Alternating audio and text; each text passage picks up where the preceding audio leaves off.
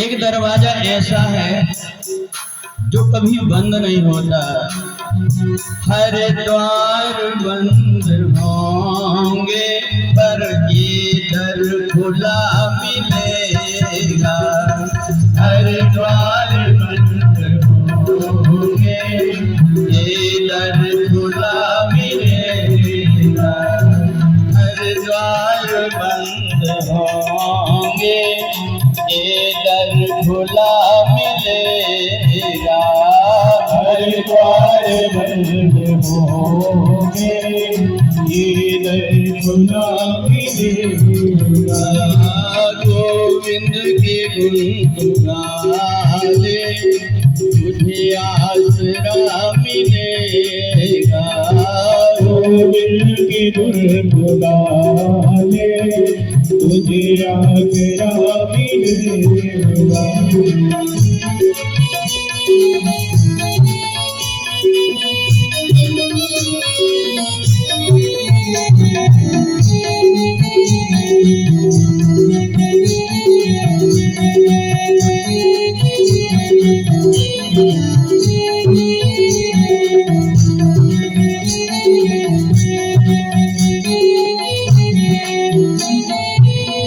एक बात और है, जब हम अच्छे काम करते हैं तो ऐसा लगता है कि हमारी कोई बड़ाई करे, पर जब कोई बुरे काम होते हैं तो फिर व्यक्ति बताता नहीं। कितना छिपा लेता मन इनको सभी खबर है। कितना छिपा लेता मन इनको सभी खबर है। कितना छिपा लेता मन इनको सभी खबर है। कितना छिपा लेता मन इनको सभी खबर है। नेकी और पति का सब पर इनकी नजर है। नेकी और पति का सब पर इनकी नजर है। तब क्या जवाब देगा जिस दिन सामने होगा। तब क्या जवाब देगा जिस दिन सामने होगा। गोविंद के गुण गाले तुझे आसरा मिलेगा। गोविंद के गुण गाले तुझे आसरा मिलेगा।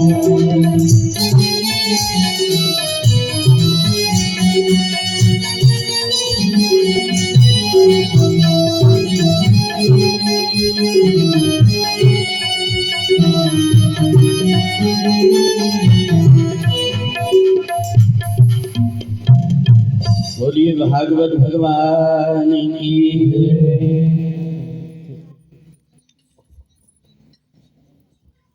सूत सूत महाभाग कथ्यतां कृतांबर श्रीमद्भागवतं शास्त्रम् यदा भगवान सुखः।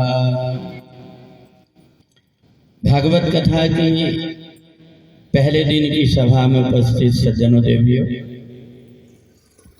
हम आज एक ज्ञान यज्ञ करने के लिए जा रहे हैं। जो ज्ञान यज्ञ जहाँ जिस स्थान पर होता है पूरा की पूरा स्थान गोलोक धाम बन जाता है। अभी हम लोगों ने भागवत जी को लेकर के शोभा यात्रा से करके आए हैं। कहते हैं कि जो भागवत जी की शोभा यात्रा में जाता है उसके जितने भी प्रकार के अनिष्ट ग्रह हैं वो नष्ट होकर के घर में सुख और शांति आती है।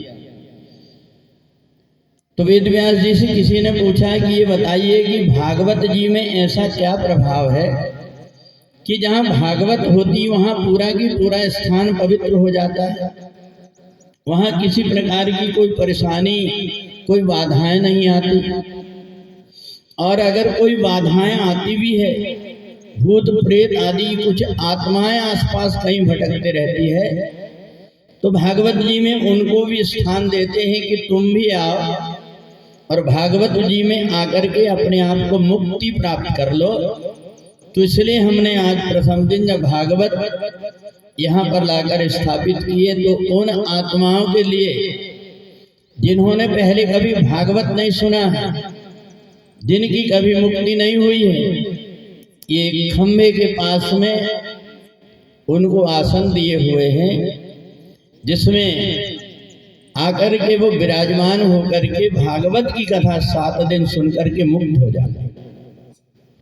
कहते हैं कि जिस स्थान पर भागवत कथा होती है, वो पूरे स्थान में गंगा, यमुना, सरस्वती, नर्मदा, ये तीर्थी नदियां आकर के उस स्थान को पवित्र करके जाती है। जहां हम भागवत जी में बैठते हैं, वो पूरी की पूरी पृथ्वी हमें आशीर्वाद देती है, क्योंकि ये जो पृथ्वी है ये भगवान की पत्नी है, इसका एक नाम मेदिनी है। और इसलिए जब कभी हम सुबह उठते हैं तो सबसे पहले पृथ्वी माता को कहते हैं, पृथ्वी त्वया धृता लोका देवी त्वां विष्णुना धृता माम च धारय देवी पवित्रम कुरुचास। ये जो पृथ्वी देवी है, ये इसको हम जब भागवत सुनने के लिए बैठते हैं तो कहते हैं अपनी 7 पीढ़ियां तर जाती है। क्यों तर जाती है? क्योंकि हमारा संबंध होता है। आपने देखा है, जब कभी हम पूजन पाठ करते हैं तो अपना गोत्र बुलाते हैं कि अपना नाम बोलिए, अपना गोत्र बोलिए। इसलिए बोलते हैं कि सत्कर्म तो केवल आप कर रहे हैं, परंतु आपकी गोत्र से, जहां से आप उत्पन्न हुए हो, उस गोत्र से आज तक के जितने भी व्यक्ति हैं जिनकी अकाल मौत हो गई है या किसी कारण से उनकी मुक्ति नहीं हो पाई है, संसार में कहीं उनकी आत्मा भटक करके रह गई, तो ये भागवत की कथा जो सुनने उनके परिवार का कोई भी व्यक्ति आता है या कोई भी व्यक्ति उनके निमित्त आकर के भागवत की कथा सुनकर के पुण्य को प्रदान करता है, उनकी मुक्ति हो जाती है। तो इसलिए भागवत कथा है। पर भागवत कथा ये परमहंस संहिता है, परमहंसों का, संतों का प्रसाद है। इस भागवत की कथा में हमें एक चीज ध्यान रखना चाहिए कि कोई प्रकार का दिखावा और प्रपंच ना हो। सीधे और सरल ढंग से परमात्मा की कथा।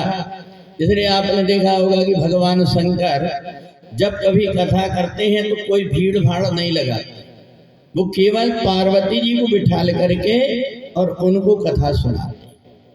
तो पार्वती जी ने पूछा, भोले बाबा एक बात बताइए, आप तो जगत के गुरु हैं, परंतु आप मेरे को अकेले में कथा क्यों सुनाते हैं? बोले, देवी ये ज्ञान यज्ञ है, इसमें जरा सा भी हम प्रपंच करेंगे तो इस प्रपंच के कारण हमारा अच्छा कर्म भी बिगड़ जाएगा। क्योंकि भगवान को क्या प्रिय है? बोले, निर्मल मन जन सो मोहि बाबा, निर्मल मन जन सो मोहि बाबा, निर्मल मन जन सो मोहि पावा, निर्मल मन जन सो मोहि पावा, मोहि कपट छल छेत्र न भावा, मोहि कपट छल छेत्र न भावा, मोहि कपट छल छेत्र न भावा, मोहि कपट छल छेत्र न भावा।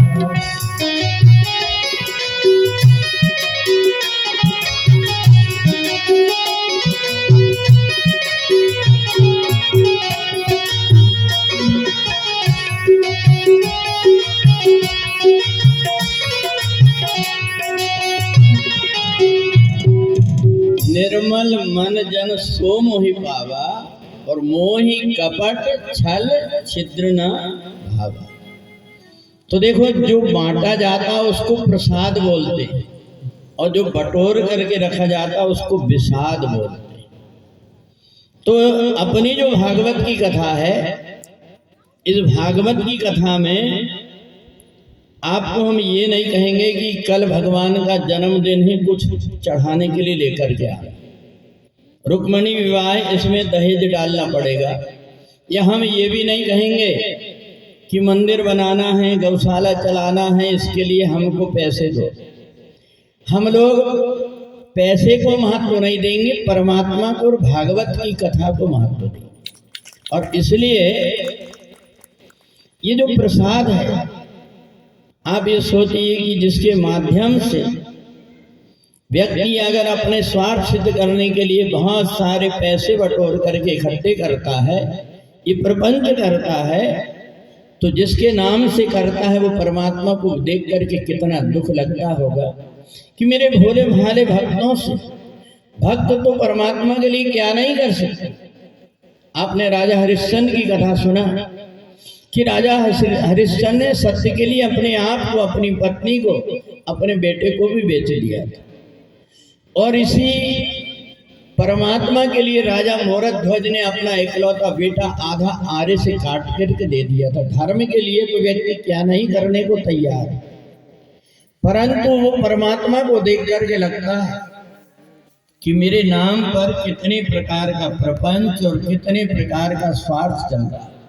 तो इसलिए भगवान भोलेनाथ ने कहा, देवी मैं ज्ञान यज्ञ कर रहा हूं। ये जो ज्ञान यज्ञ है ये परमहंस संहिता है। परमात्मा ने हमको इतना सुंदर शरीर दिया है, अगर आंख नहीं दिया होता परमात्मा ने तो नेत्रहीन कहलाते। अगर भगवान एक हाथ नहीं देता तो लूले कहलाते, एक पैर नहीं देता तो लंगड़े कहलाते। उस परमात्मा ने इतना सब कुछ दिया है, इसके बाद परमात्मा के नाम से कोई प्रपंच अगर करता है तो उस व्यक्ति को रौ नरक में जाना पड़ता है। इसलिए ये समझ लेना चाहिए कि परमात्मा के दरबार में हमारा और आपका सबका खाता लिखा है। 4 वेद 6 शास्त्र में बात लिखी है 2, सुख दीने सुख होत है, दुख दीने दुख होए। जो व्यक्ति संसार में आकर के किसी दूसरे को दुख देता है उसके जीवन में एक न एक दिन दुख आता है। क्यों आता पता है? क्योंकि हमारी सब नेकी और बदी लिखने के लिए कोई बैठा है। मेरे मालिक के दरबार में सारी दुनिया का खाता है, मेरे मालिक के दरबार में सारी दुनिया का खाता है। मेरे मालिक के दरबार में सारी दुनिया का खाता है, मेरे मालिक के दरबार में सारी दुनिया का खाता है। मेरे मालिक के दरबार में सारी दुनिया का खाता है, मेरे मालिक के दरबार में सारी दुनिया का खाता है। क्या साधु क्या संत गृहस्थी, क्या राजा क्या रानी, क्या साधु क्या संत गृहस्थी, क्या राजा क्या रानी। मेरे मालिक की पुस्तक लिखी सबकी कर्म कहानी, मेरे मालिक की पुस्तक लिखी सबकी कर्म कहानी। वही सभी के जमा खर्च का, वही सभी के जमा खर्च का सही हिसाब लगाता है, मेरे मालिक के दरबार में सारी दुनिया का खाता। मेरे मालिक के दरबार में सारी दुनिया का खाता है।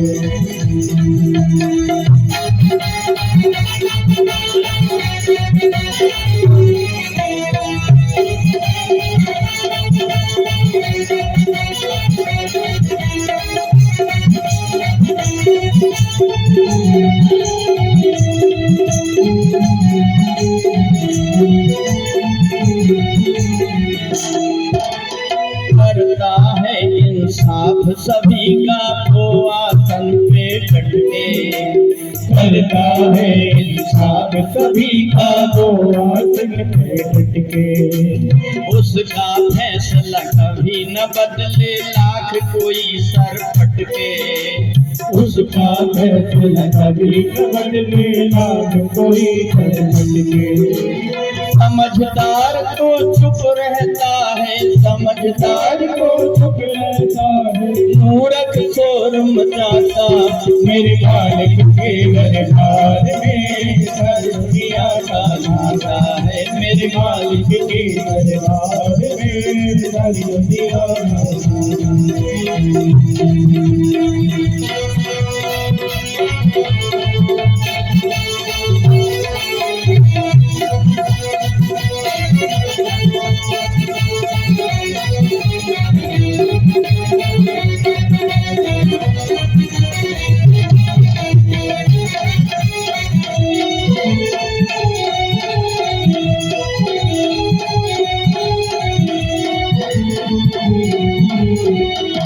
जितने संत महात्मा हैं, जितनी कथाएं पुराण हैं, वो हमें एक बात कहती क्या, अच्छी करनी कर लो भैया, कर्म करो मत काला।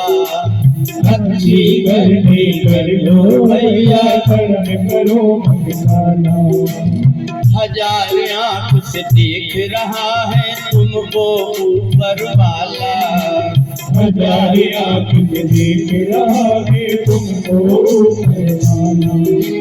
पुण्य का बेड़ा पार करे वो, पुण्य का बेड़ा पार करे, पापी को बीच डुबाता है। मेरे मालिक के दरबार में सारी दुनिया का नाता। मेरे मालिक के दरबार में सारी दुनिया का नाता है। मेरे मालिक के दरबार में सारी दुनिया का नाता।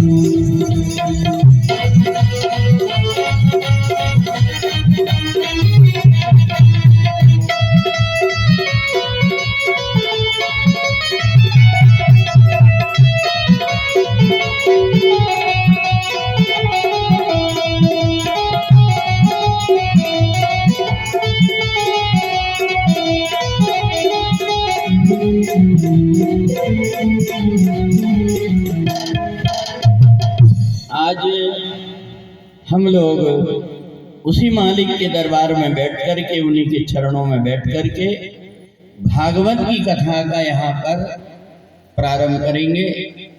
तो देखो, जो अपने संत मुनि महात्मा हैं, उन्होंने एक विधि बताया है कि जब जिस पुराण को किया जाता है, चाहे वो भागवत पुराण हो, राम कथा हो, देवी भागवत हो, शिव पुराण हो, विष्णु पुराण हो, कोई भी कथा करे तो पहले दिन उस कथा का महात्म्य बताते हैं कि ये जो कथा है, ये कथा हमें 7 दिन क्यों सुनना चाहिए, इस कथा में आखिर है क्या। तो इसलिए ये जो कथा है, आज पहले दिन हम सभी लोग उस कथा का परिचय करेंगे, जिस कथा को अपने को 7 दिन सुनना है। तो 7 दिन चलने वाली ये जो कथा है, इस भागवत के पुराण में 12 स्कंद है, 335 अध्याय है और 18,000 इसमें श्लोक है। तो अपने को ये पता रहना चाहिए कि जो भागवत है उसमें स्कंद कितने हैं और श्लोक कितने हैं। तो 12 स्कंद है, जिसमें 18,000 श्लोक। कहते हैं 18,000 श्लोक में से एक श्लोक भी अगर कोई व्यक्ति सुन लेता है या पढ़ लेता है तो उसको 1000 कपिला गाय दान करने का पुण्य प्राप्त होता है। और ये जो पुण्य है, ये पुण्य हमारे विपत्ति के समय में काम आ जाते हैं। आपने देखा आजकल कैसी कैसी प्रकार की बीमारियां निकल रही हैं, जिसका कभी नाम नहीं सुने, ऐसी ऐसी बीमारियां निकल रही हैं। तो कहते हैं ये जो हम पुण्य कर रहे हैं आज, वो कभी न कभी आकर के आड़े आ जाता है। ये पुण्य हमारी वैसे रक्षा करता है, जैसे ठंडी के दिन खत्म होते हैं और अपने गर्म स्वेटर और बनियान को हम हिफाजत से रख देते हैं, और जब कभी ठंडी आती है फिर पहन लेते हैं तो हमको ठंडी से बचाते हैं। ऐसे ही आज जो आप पुण्य कर रहे हैं, ये पुण्य जब कभी विपत्ति का समय आता है उस समय अपनी मदद करता है। अभी परमात्मा के पास में वो जमा रहता है। तो इसलिए भागवत जी के जो श्लोक है, उस श्लोक को अपने मुंह से बोलना भी है और सुनना भी है। क्यों बोलना और सुनना है पता है? क्योंकि परमात्मा हमारे अंतःकरण में भी चले जाए, हमारी इंद्रियों को भी पवित्र कर दें। क्योंकि भागवत कथा भगवान श्री कृष्ण का वांगमय रूप है। पूरा शरीर परमात्मा का 18,000 श्लोक का बना हुआ है। तो इसलिए आज हम सबसे पहले हम बोलेंगे, इसके बाद आपको भी एक श्लोक बोलना है। श्लोक की 4 अलग अलग पद हैं। बहुत सीधे और सहज सरल ढंग से आप बोल लेंगे। आपको ये लगेगा कि हमने तो संस्कृत बोले नहीं। तो देखें, हमारे यहाँ तो मंदिर में 12 महीने गीता के अध्याय प्रतिदिन होते रहते हैं, तो उन लोगों को तो सहज है। परंतु जिन लोगों ने कभी बोला नहीं है संस्कृत के श्लोक, उनको थोड़ा लगेगा कि हम कैसे बोलें, कहीं गलती ना हो जाए। तो देखो, मनुष्य का स्वभाव है हमारी क्या गलती है ये देखता है मनुष्य, पर भगवान नहीं देखता। भगवान ये देखता है कि इसके अंदर अच्छाई क्या है। रामचरितमानस में देखना, प्रभु चित रहते ना चूक किए, प्रभु चित रहते ना चूक किए, प्रभु चित रहते ना चूक किए, प्रभु चित रहते ना चूक किए, करत सदा सहवार हिएगी, करत सदा सहवार हिएगी। तो देखो, भगवान हमारी गलती पर ध्यान नहीं देते। अच्छा आप देखो, जैसे अगर पहले कोई बालक, छोटा सा बालक मम्मी ठीक से नहीं बोल पा रहा है या पापा भी ठीक से नहीं बोल पा रहा है और पहली बार बोलता है, तो माता पिता को कितना आनंद आता है कि हमारा बेटा बोलने लगा। होता है कि नहीं होता? ऐसे ही वो जगत पिता है। हम जब बोलने की कोशिश करेंगे तो उनको भी प्रसन्नता होगी। तो इसलिए कोशिश ये करना कि हम बोल सकें, क्योंकि परमात्मा ने कहा है कि तुम केवल अपने तरफ से मन मना भव मद भक्तो मद्याजी माम नमस्कुरु। तुम कोशिश करना, आगे कृपा करने का काम मेरा है। तो हम सभी हाथ जोड़ करके और भगवान से प्रार्थना करेंगे। मैं श्लोक बोलूंगा, आप लोग भी श्लोक बोलेंगे। सच्चिदानंद रूपाय सच्चिदानंद रूपाय विश्व उत्पत्त्यादि हेतवे तापत्रय विनाशाय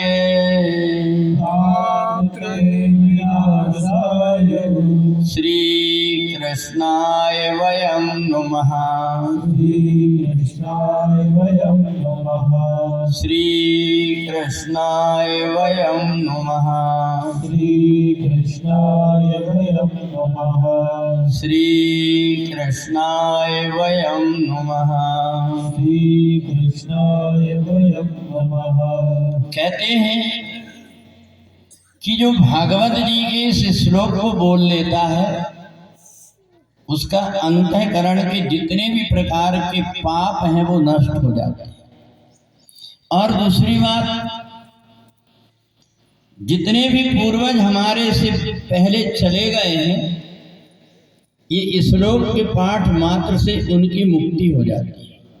तो इसलिए ये जो श्लोक हमने बोले हैं इसमें परमात्मा के 3 रूप हैं, सत, चित और आनंद। परमात्मा के कितने रूप हैं? सत, चित और आनंद। और परमात्मा करते भी 3 काम हैं, संसार की उत्पत्ति करने का, पालन करने का और संहार करने का। और एक बात और, भगवान का एक काम है कि तीनों प्रकार के दुख को भी दूर कर देते, दैहिक, दैविक और भौतिक। ये तीनों प्रकार के तापों को दूर करने वाला ये भागवत जी की कथा है।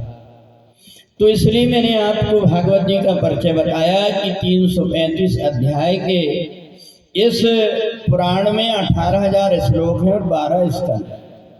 अब आपको ये भी पता लगना चाहिए ये कथा लिखा किसने? किसने लिखा है? वेद व्यास जी ने।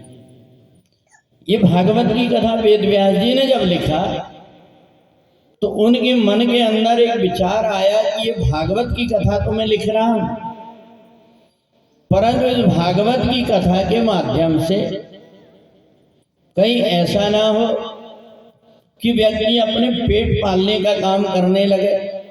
इसलिए उन्होंने भगवान भोलेनाथ से प्रार्थना की कि आप ऐसा काम करिए कि ऐसा कोई वक्ता बताइए जो वक्ता मेरी इस भागवत के माध्यम से पेट पालने का नहीं बल्कि दूसरों के उद्धार करने का कोई उपाय करे। तो भगवान भोलेनाथ ने कहा वेदव्यास मैं स्वयं सुखदेव के रूप में आऊंगा। तो वेदव्यास जी से कहा कि तुम्हें गारंटी कैसे होगी जब मैं आऊंगा? कहा मैं जब आऊंगा तो मैं ना तो वस्त्र पहनूंगा और ना ही मैं कोई मकान आश्रम बनाऊंगा। तो इसलिए सुखदेव के रूप में भगवान भोलेनाथ जब आए संसार में तो केवल वृक्षों की छाल की लंगोटी लगाते थे।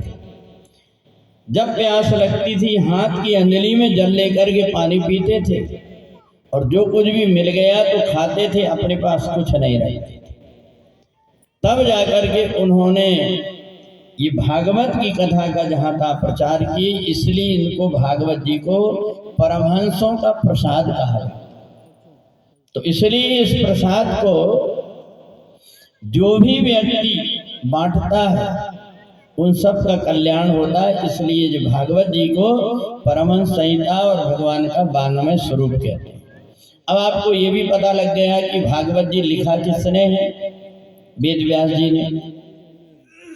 तो जैसे हम लोग यहाँ बैठ कर के और भगवान की चर्चा कर रहे हैं, ऐसे एक बार नैमिषारण्य क्षेत्र में 88,000 महात्मा बैठे थे और वो महात्मा सूत जी के आगे पहुंच करके और हाथ जोड़ करके प्रार्थना करने लगे, गुरुदेव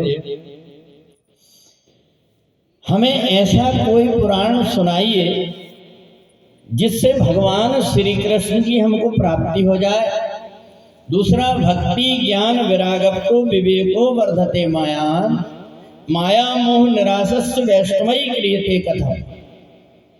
बोले भगवान कृष्ण भी मिल जाए और संसार में रह करके हम किसी का बुरा ना करें, जितना भी बन सके सबका भला करें, हमारी बुद्धि ऐसी हो जाए। अब तो सूत जी बड़े प्रसन्न हुए और सूत जी ने कहा कि जो तुमने प्रश्न पूछा है ये बड़ा सुंदर प्रश्न है, इससे संसार का कल्याण होगा, इसलिए मैं तुम्हें भागवत जी की कथा सुनाता हूं। और उन्होंने भागवत जी की कथा जैसे ही सुनाना प्रारंभ किया कि ये जो भागवत जी की कथा है ये सुन करके कोई भी पापी से पापी व्यक्ति का उद्धार हो जाए। अपि चेदसि पापेभ्यः सर्वेभ्यः पापकृतमः। तो इसलिए इस पाप से दूर करने का एक उपाय है भागवत जी की कथा। देखो जीवन में भागवत की कथा जीने की कला सिखाती है। दुख तो आपको हर पल पग पग में मिल जाएंगे, हमें दुख देने वाले भी बहुत मिल जाएंगे, परंतु कोई संत पुरुष, कोई सज्जन पुरुष बड़े बिरले ही मिलते हैं।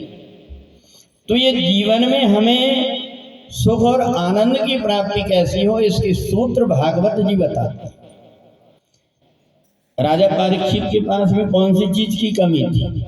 सारा राज था, वैभव था, चक्रवर्ती सम्राट थे, परंतु जिस समय एक दुख आया कि एक महात्मा ने श्राप दे दिया कि मैं श्राप देता हूं कि 7वें दिन तक्षक सर्प के कांटे से तुम्हारी मौत होगी, राजा परीक्षित घबरा गए। उनको जीवन में अब दुख आ जाए तो क्या करना चाहिए पता नहीं था।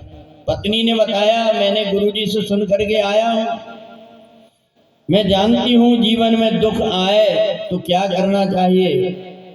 बोले किसी संत की शरण पकड़ लेना। अब तो पत्नी की बात मान करके राजा परीक्षित सुखदेव जी के पास जाकर के अपना उद्धार करा। तो इसलिए ये जो भागवत जी की कथा है, ये हमारे आत्म कल्याण का, आनंद का और सुख को देने वाला सूत्र है। भागवत की कथा में केवल हम परमात्मा की भक्ति से जुड़ जाए तो हमारा जीवन सार्थक हो जाता है। तो सौनक आदि ऋषियों ने सूत जी से पूछा कि ये बताइए कि के विशुद्ध्यंति भागवत कथायाम, ये भागवत कथा से कौन कौन पवित्र होता है। कहते हैं जीवन में बड़े व्यक्ति अगर कोई गलती करते हैं तो पूरा परिवार नष्ट हो जाता है। एक पंडित जी थे, अपनी पत्नी को रोज कहा करते थे कि देखो भाग्यवान, ये मनुष्य शरीर बड़ी मुश्किल से मिला है, इसको प्राप्त करके और तुम सुबह उठ करके और भोजन बना करके सबसे पहले भगवान को भोग लगाओ। क्यों हमारे वेदों में लिखा है कि तुम ही निवेदित भोजन करही, तुम ही निवेदित भोजन करही, तुम ही निवेदित भोजन करही, तुम ही निवेदित भोजन करही। प्रभु प्रसाद पट भूषण धरही, प्रभु प्रसाद पट भूषण धरही, तुम ही निवेदित भोजन करही, तुम ही निवेदित भोजन करही। प्रभु प्रसाद पट भूषण धरही, प्रभु प्रसाद पट भूषण धरही, प्रभु प्रसाद पट भूषण धरही, प्रभु प्रसाद पट भूषण धरही। रामचरितमानस की हम चौपाई बोलते हैं तो पूनम भी बोलते साथ, क्योंकि कई बार जो है ममता जब ज़्यादा थी तो रामायण पढ़ती थी तो बहुत सारी चीज़ें उनको याद और बढ़िया से लेकर के प्रेम से रामचरितमानस की चौपाई पढ़ती। तो देखो, यदि अपन रामचरितमानस की चौपाइयों को सुनते हैं या पढ़ते हैं, क्या है पता है? रामचरितमानस की चौपाई मंत्र है, मंत्र महामणि विषय ब्याल के, ये मेटत कठिन कुअंक भाल के। अपने भाग्य में जो बुरी रेखाएं लिखी हुई है ये मिट जाती है रामचरितमानस की चौपाई सुनने। तो इसलिए कहते हैं कि जीवन में कम से कम 5 चौपाई तो याद होना ही चाहिए।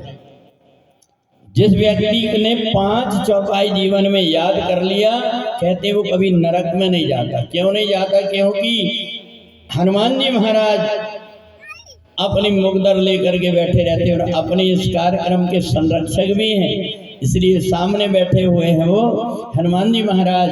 तो कहते हैं कि सतपंच चौपाई मनोहर, और इसलिए अपने पूर्वजों ने रामायण अपने यहाँ होती रहे, इसलिए क्या किए हैं कि जहाँ तहाँ महिला के रामायण मंडल चल रहे हैं, पुरुषों के मंडल चल रहे हैं रामायण मंडल। कई तो ऐसे मंडल है जो सैकड़ों वर्ष से लेकर के चले आ रहे हैं। तो अपने पूर्वजों ने अपने लिए सब कुछ किया है। और पहले तो कहते हैं जब घर बनाते थे तो घर में आलमारी जब बनाते थे तो दरवाजे के ऊपर एक आला बनाते थे जिसमें रामचरितमानस रखते थे। क्यों रखते थे पता है? कि यही घर में रामायण आही भूत प्रेत ता भूल न जाए।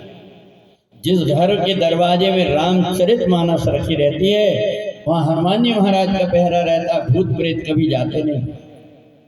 तो इसलिए ये जो भूत प्रेतों के कारण हम धन तो कमाते हैं वो दिखाई देता है, पर कहाँ चले जाता पता ही नहीं। कोई बीमारी लग जाती, कोई परेशानी लग जाती है, घर की संतान ऐसी हो जाती है, सब धन बर्बाद कर देती है। ये प्रेत ही है। इससे छूटने का एक उपाय है कि जो व्यक्ति रामचरितमानस की 5 चौपाइयाँ याद कर लेता है उसकी बात में भूत पिशाच निकट नहीं आते, भूत पिशाच नहीं आते। तो पंडित जी कहते थे अपनी पत्नी को कि देवी, ब्राह्मण के घर में तुमने जन्म लिया है, एक काम करो कि रोज सुबह उठ करके और स्नान करके सबसे पहले गोपाल जी को भोग लगो। पत्नी ने कही कि देखो सब कुछ कहना, परंतु मैं रोज स्नान नहीं कर सकती, मैं तो सप्ताह में 1 आध बार नहा सकती हूँ और ये भोग लगाने का काम मेरे से नहीं। क्योंकि सुबह से सबसे पहले जब मैं उठती हूँ तो पहले सोचती हूँ रात की कुछ रोटी रखी हो तो पहले खा लूँ, इसके बाद में कुछ काम के लिए मेरा मन ही नहीं चलता। पंडित जी बहुत परेशान। थोड़े दिन के बाद में पंडित जी ने कहा देवी एक काम करो, मैंने संतों का ये प्रसाद लेकर के आया, ये प्रसाद को तुम खा लो। ऐसा लगता है कि अब अपने यहाँ संतान होने का समय आ रहा है, ये प्रसाद को तुम खा लोगी तो तुम्हें जो बालक होगा वो परमात्मा का भक्त होगा, क्योंकि ये संतों का प्रसाद है। उसने सोची कि कहीं ऐसा ना हो जाए मैं ये प्रसाद को खाई तो मेरे घर में ध्रुव और प्रहलाद जैसा कोई बालक हो गया भजन करने के लिए, मेरे को छोड़ करके चले जाएगा। उसने वो फल लिया और लेकर के फेंक दिया गौशाला। गौशाला में जैसे फेंका तो वहाँ एक गाय बंधी थी, गाय ने वो फल को खा लिया। अब इसने सोची कि अब पंडित जी मेरे से पूछेंगे कि मैंने फल ला करके दिया था, महात्मा जी ने कहा था कि सर्वा बाधा विनिर्मुक्तो धनधान सुखान्वितः मनुष्यो मत प्रसादेन भविष्यति न संशया। मैंने प्रसाद दिया था तो संतान होगी तो फिर मैं आऊंगा घर में नामकरण करने, तो मैं बताऊंगी क्या। उसने अपनी बहन को फोन लगाया, कहा दीदी ऐसी ऐसी गलती मेरे से हो गई, मैंने फल लेकर फेंक दिया, वो गाय खा गई। बहन ने कहा तो चिंता मत कर, मेरे 3 बेटा हो गए, 4था पेट में है, अब मेरा जो बेटा होगा मैं तेरे को दे दूंगी, तू तो बहाना बना करके मेरे घर में आ जा। कहना कि गुरुजी सपने में आए थे, उन्होंने कहा कि अपनी बहन के यहाँ जाकर के रहना, क्योंकि जब तक के बालक ना हो तब तक के तू ससुराल मत आ। पति से उसने कही, सीधे साधे पंडित जी थे, उन्होंने कहा जाओ। दोनों बहन साथ साथ में रही। जब बहन का बेटा हुआ तो उनने आत्मदेव ब्राह्मण को बता दिया कि अपने यहाँ पर बालक का जन्म हुआ है। तो पंडित जी बड़े प्रसन्न हो गए। ढोल बाजा से जब लेकर के बालक को आए तो गांव के लोगों ने सोचा कि बड़े अच्छे पंडित जी हैं, महात्मा के प्रसाद से इनके यहाँ पर बालक हुआ है, चलो सब लोग चलते हैं। नामकरण में जब पहुंचे तो उतने में दासी दौड़ करके आई, बोले पंडित जी। बोले गौशाला में तो देखो गाय ने एक बालक को जन्म दिया। पंडित जी ने जाकर के देखे, उसके कान किसके जैसे थे? गाय जैसे, और पूरा शरीर मनुष्य जैसा। तो जैसे ही बालक को लेकर के आए पंडित जी को देख करके वो बालक को ऐसा लगा कि देखो ये गायत्री मंत्र का पाठ करते हैं, ये पूजन करते हैं, इनको स्पर्श करने मात्र से मेरे को इतना आनंद आ रहा है। वो बालक को लेकर के आए और पंडित जी ने नामकरण जब किए तो जो बड़ा बेटा था उसका नाम रखे धुंधकारी और जो गौशाला से लेकर के आए उसका नाम गोकर्ण। अब जब ये धुंधकारी और गोकर्ण दोनों साथ में खेले तो धुंधकारी लेकर के गोकर्ण का जब देखो तब गला दबाने लगे, कभी नाक दबाने लगे। आत्मदेव ब्राह्मण बड़े दुखी हुए, ये बालक तो बड़ा शैतान, ये तो कहीं गला दबाने की होता, कहीं मुंह दबाने की होता है। तो दोनों को अलग अलग रख करके पालने लगे। पर गोकर्ण जब बड़ा हुआ उसने देखा अपने पिताजी को कि मेरे पिताजी बैठ करके गोपाल जी की पूजा करते हैं, स्नान कराते हैं, बालक भी वैसा ही करने लगे। धुंधकारी जब धीरे धीरे थोड़ा बड़ा हुआ, बगल के लड़कों को लेकर के नाली में फेंक करके आ जाता था, किसी को पत्थर मार करके हाथ पैर में चोट पहुंचा देता था। सब लोग पंडित जी के यहाँ शिकायत करने आए कि तुम्हारा बालक बड़ा परेशान करता है। पंडित जी ने डांटा फटकारा तो वो बाहर घर के रहने लगा, जुआ खेलने लगा, थोड़े दिन में शराब पीने लगा। अब पंडित जी बड़े दुखी कि गांव के लोग देख करके मेरे घर में जहाँ गायत्री मंत्र होता था, जहाँ भगवान का कीर्तन होता था, आज वहाँ शराब की बोतल पड़ी हुई। आत्मदेव ब्राह्मण ने देखा कि मेरा जो बेटा है दूसरा गोकर्ण भगवान के पास बैठा है, आंख से आंसू बह रहे हैं और हाथ जोड़ करके भगवान से प्रार्थना कर रहा है। हर श्वास में हो सुमिरन तेरा, यूं बीत जाए भगवन जीवन मेरा। हर श्वास में हो सुमिरन तेरा, यूं बीत जाए भगवन जीवन मेरा।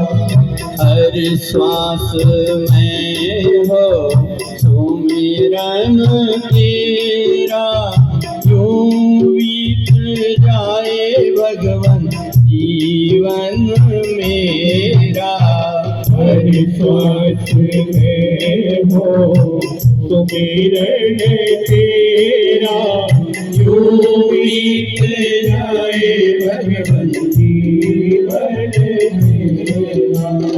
तेरी पूजा करते बीते शाम और सवेरा, तेरी पूजा करते बीते शाम और सवेरा। हर श्वास में हो सुमिरन तेरा, यूं बीत जाए भगवन जीवन मेरा। हर श्वास में हो सुमिरन तेरा, यूं बीत जाए भगवन जीवन मेरा। जो पुण्यात्माएं होती हैं उनका अपने आप ही मन परमात्मा में लग जाता है।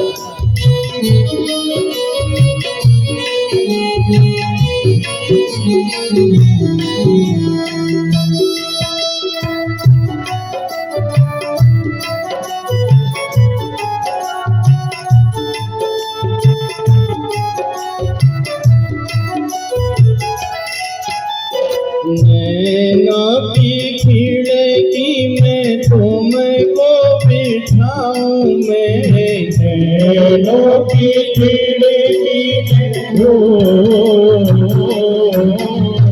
नैनों की खिड़की में तुमको बिठाऊं मैं। पूजा करूं तेरी आरती उतारूं मैं, पूजा करूं मैं तेरी आरती उतारूं मैं।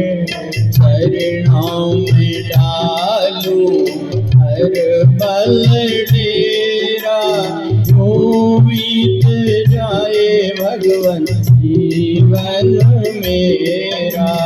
हर श्वास में हो सुमिरन तेरा, यूं बीत जाए भगवन जीवन मेरा।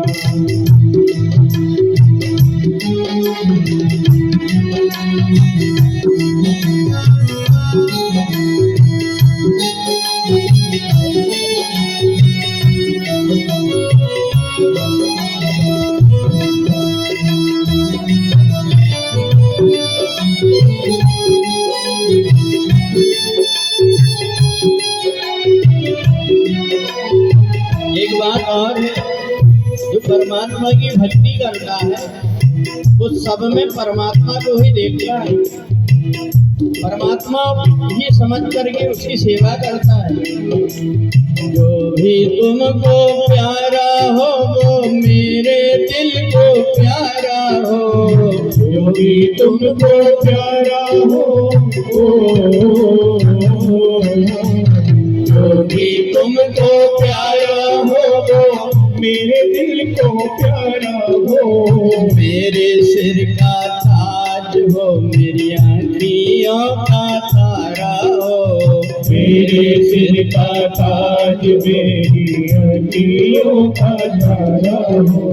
सब में निहारो रूप तुम्हारा, यूं बीत जाए भगवन जीवन मेरा।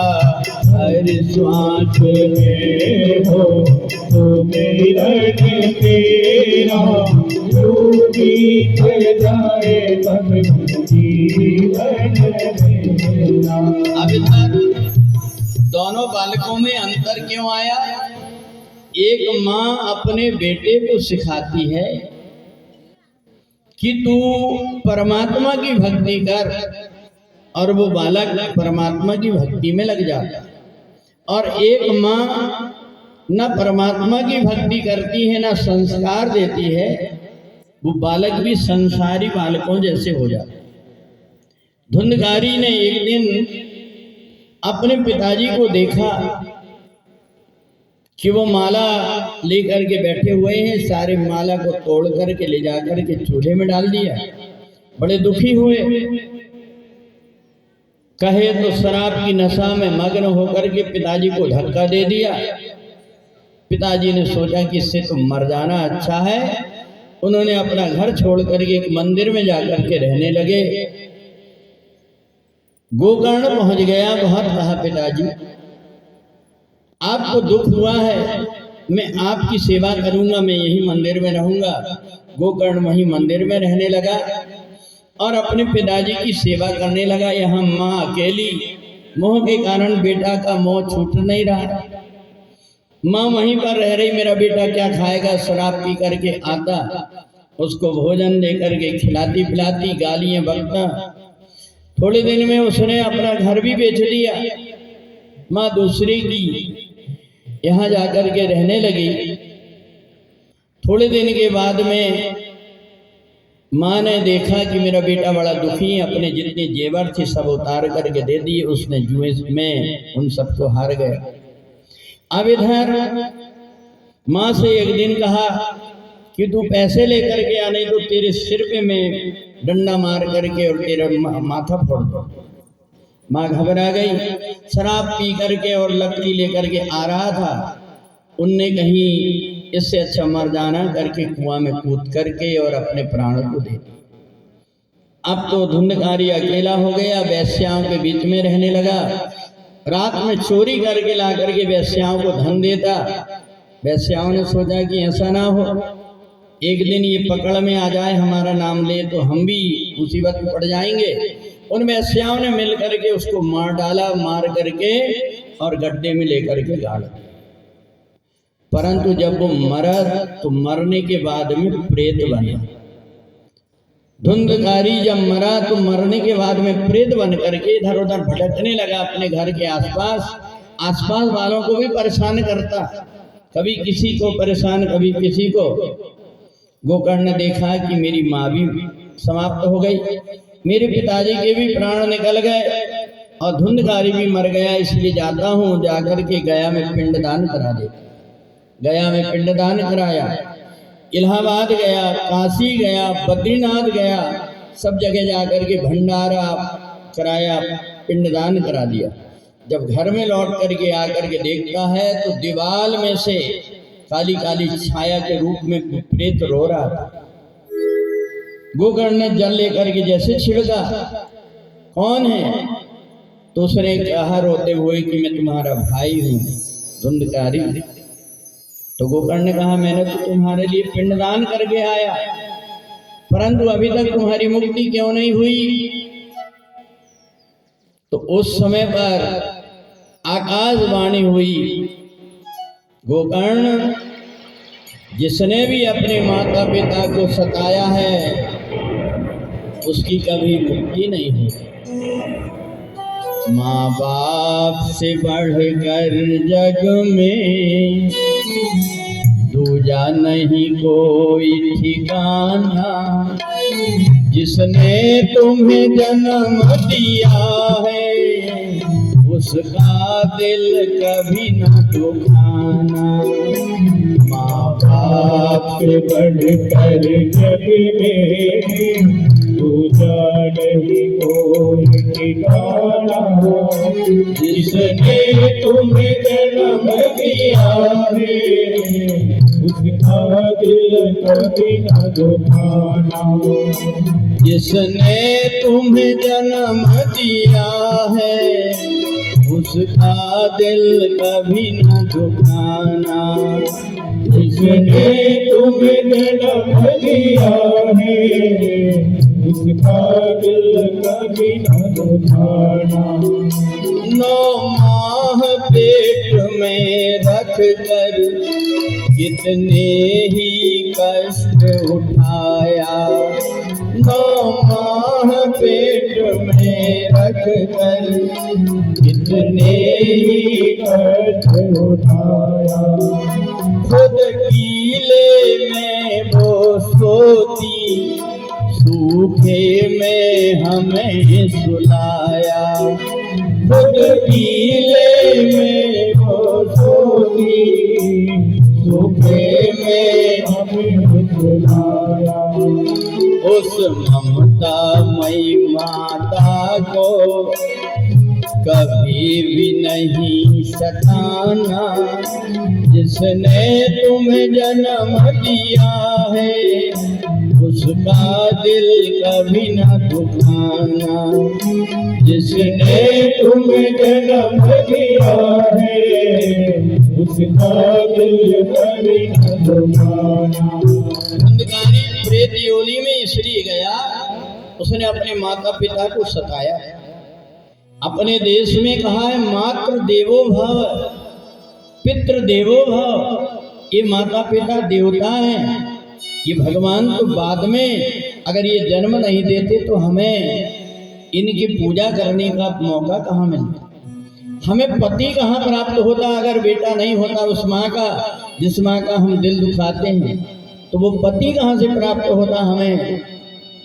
एक बात है, धुंधकारी जब तड़पने लगा तो गोकर्ण ने सोचा कि मैं तुम्हारे उद्धार के लिए उपाय करता हूँ। सूर्य देव से पूछा कि मेरे को कोई उपाय बताइए।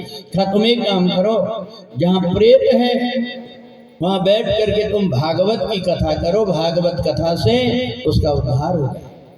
गोकर्ण ने तुरंत अपने घर में भागवत की स्थापना करके 7 दिन जब भागवत की कथा पढ़ने लगे तो एक बांस में आकर के वो आत्मा बैठे और एक एक करके 7 गांठ थी, 7 गांठ फूट गई।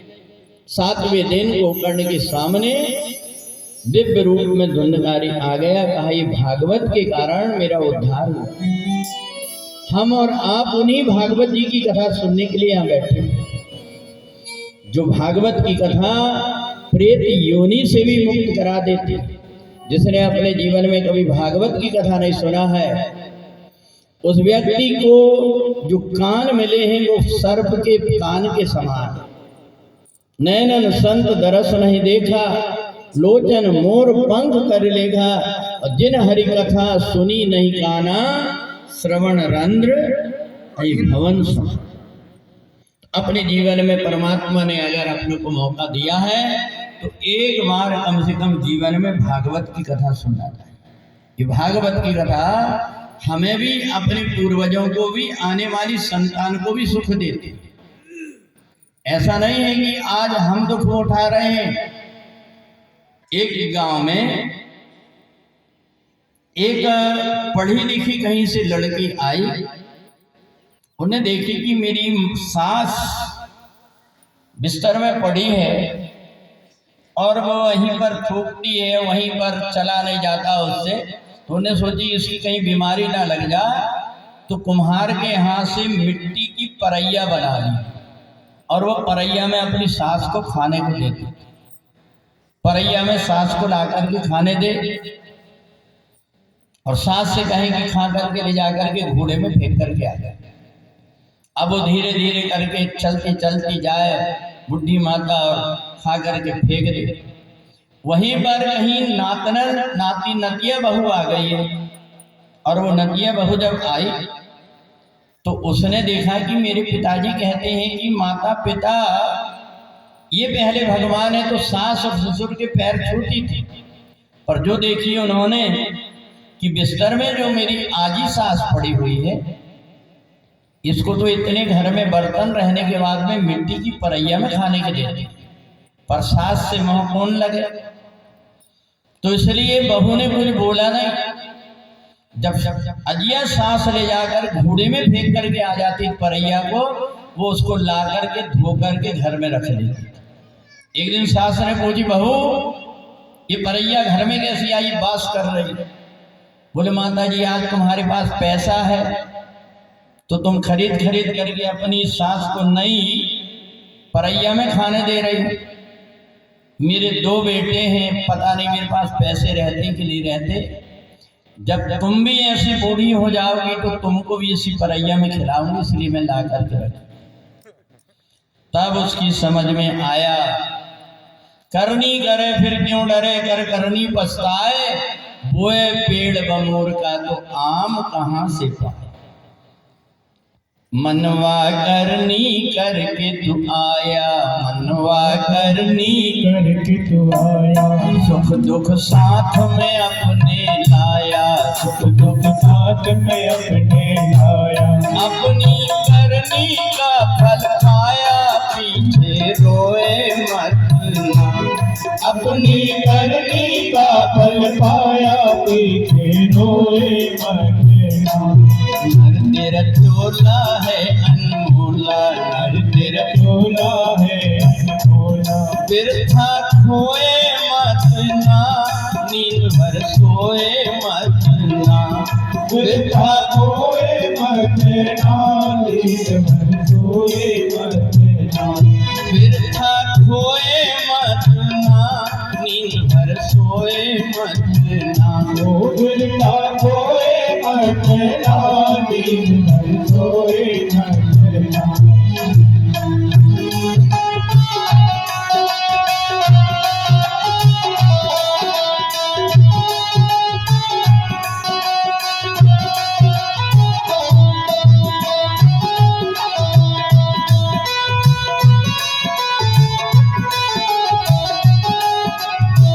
अब अंतिम भागवत का जो आज के महात्मा में है, अंतिम एक चीज है।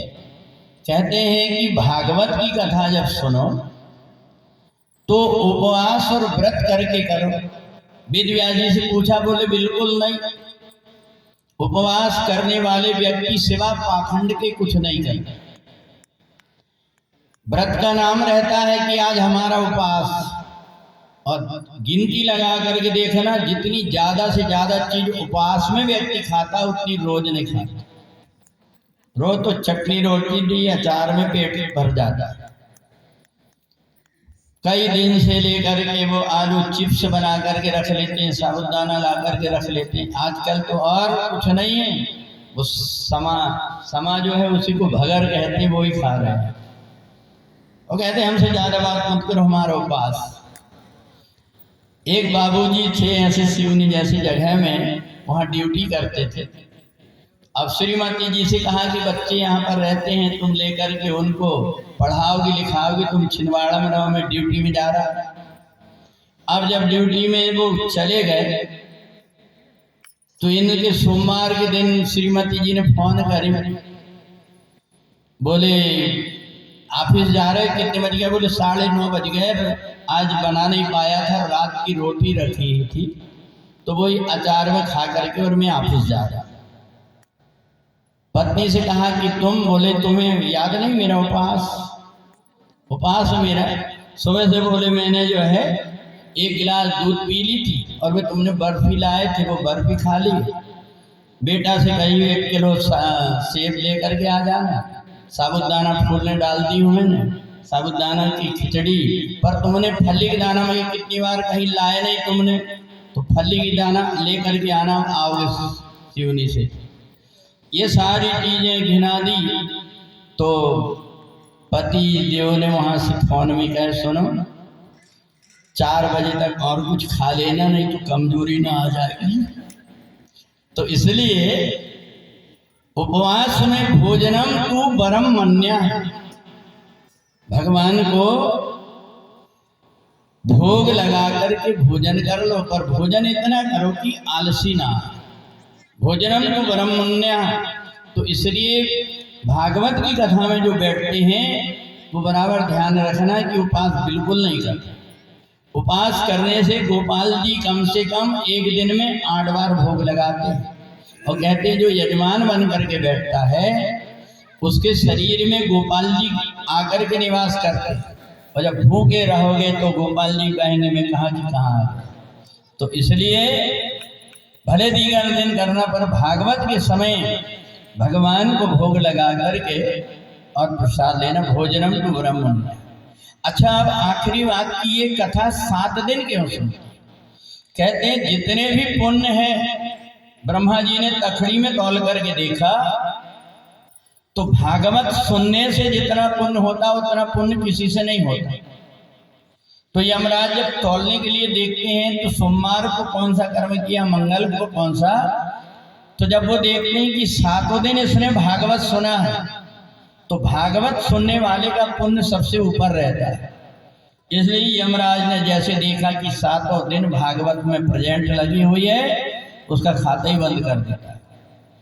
तो इसलिए 7 दिन अपने जीवन के हैं कि इन 7 दिनों में से ही किसी दिन शरीर अपना छूटता है। इसलिए 7 दिन भागवत की कथा होती है।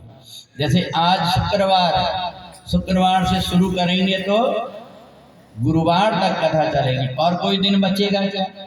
कोई दिन नहीं बचेगा, हर दिन भागवत की कथा। इसलिए 7 दिन की भागवत की कथा का तो योग, तो इसलिए ऐसी भागवत की कथा है जो 7 दिन तक यहाँ चलेगी। आज प्रथम दिन की कथा थी, इसलिए हम लोगों ने भागवत जी के महात्मा के साथ में और भागवत जी की आज की पहले दिन की जो कथा है वो मैंने आपको सुनाया।